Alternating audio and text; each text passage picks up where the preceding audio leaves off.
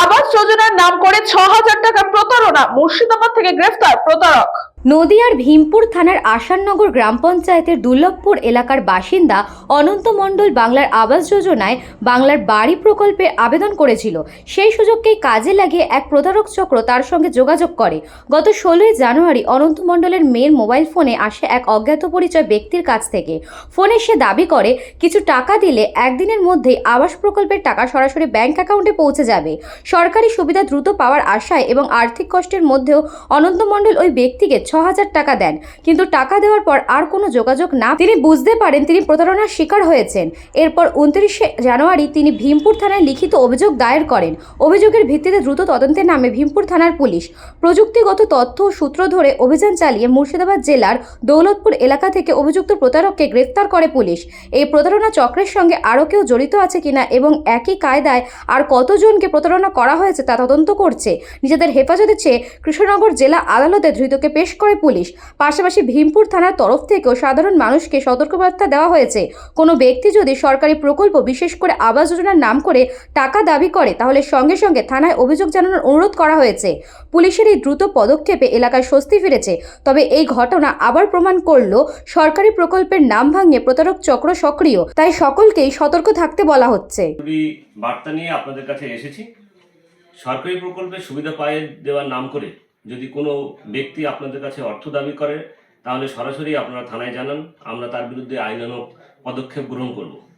আজ এমনই একটি বিশেষ ঘটনা আপনাদের সামনে বলতে চাই।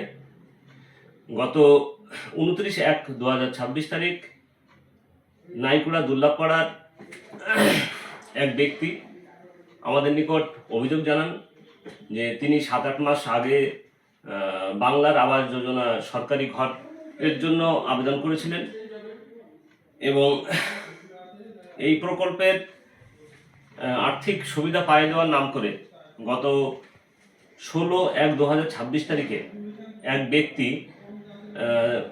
ওই দুর্লভপাড়ার ওই অনন্ত মণ্ডল নামে যে ব্যক্তি তাকে ফোন করে বিষয় জানান যে তিনি দিদির লোক, দিদি অর্থাৎ মুখ্যমন্ত্রীর অফিসের লোক এবং এই যে প্রকল্পের যে আর্থিক অনুদান পাওয়ার জন্য তাকে তিনি কিছু অর্থ দাবি করেন এবং তিনি এটাও বলেন যে যদি অর্থ তাকে প্রদান করা হয় তাহলে ওই দিনের মধ্যেই যে সরকারি যে সাহায্য সেই সাহায্য তার ব্যাংক অ্যাকাউন্টে চলে আসবে। এই কথা শুনে এবং যদি তিনি টাকা প্রদান না করেন তাহলে তার যে প্রকল্পটি সেই প্রকল্পের অধিকার থেকে তিনি বঞ্চিত হবেন। সাধারণ মানুষ এবং বয়স্ক মানুষ তিনি এই কথা শুনে তার সরকারি ঘর পাওয়ার আশায় তিনি অনেক কষ্টে টাকা সংগ্রহ করে ফোনপের মাধ্যমে এক ব্যক্তির ফোনপের মাধ্যমে ওই যে প্রতারক সেই প্রতারকের কাছে সর্বমোট 6,170 টাকা পাঠান এবং তিনি আশা করেন ওই দিন তার অ্যাকাউন্টে সরকারি প্রকল্পের যে সাহায্যের যে অর্থ সেই অর্থ চলে আসবে, কিন্তু সেদিন আসেনি। টাকাটা তার অ্যাকাউন্টে না আসে তিনি আবার উক্ত ব্যক্তিকে ফোনে যোগাযোগ করেন এবং বুঝতে পারেন যে তিনি প্রতারিত হয়েছেন এবং এই বিষয়ে তিনি মুখ্যমন্ত্রীর যে গ্রিভিয়েন্স সেল সেই গ্রিভিয়েন্স সেলেও বিষয়টি জানান।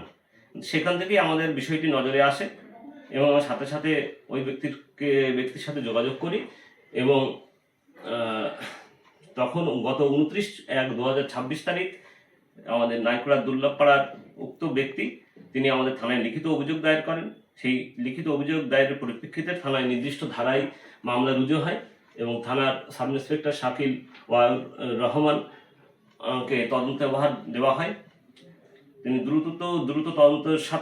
দ্রুততার সাথে এই কেসের যাবতীয় খুঁটিনাটি বিষয়টি পর্যালোচনা করেন এবং তথ্য প্রমাণ জোগাড় করেন এবং এই উপযুক্ত তথ্য প্রমাণের ভিত্তিতে গতকাল রাতে থানা সেক্রেটারি শাকিল বাবু এবং অন্যান্য ফোর্সরা মুর্শিদাবাদের দৌলতাবাদ থানার অধীন একটি গ্রামে হানা দেয় সংশ্লিষ্ট থানার সাহায্য নিয়ে এবং সেই ব্যক্তিকে প্রতারককে আমরা গ্রেপ্তার করতে সক্ষম হই। তার কাছ থেকে এই প্রতারণায় ব্যবহৃত মোবাইলটিও উদ্ধার হয়।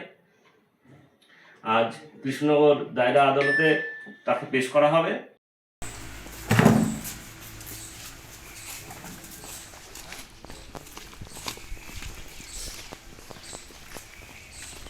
নদিয়া থেকে গোপাল বিশ্বাসের report, news Banga time. St. Augustine's Day School, Barrackpur. Success for every child. Admission open 2026 to 2027. Contact number 900793 4555.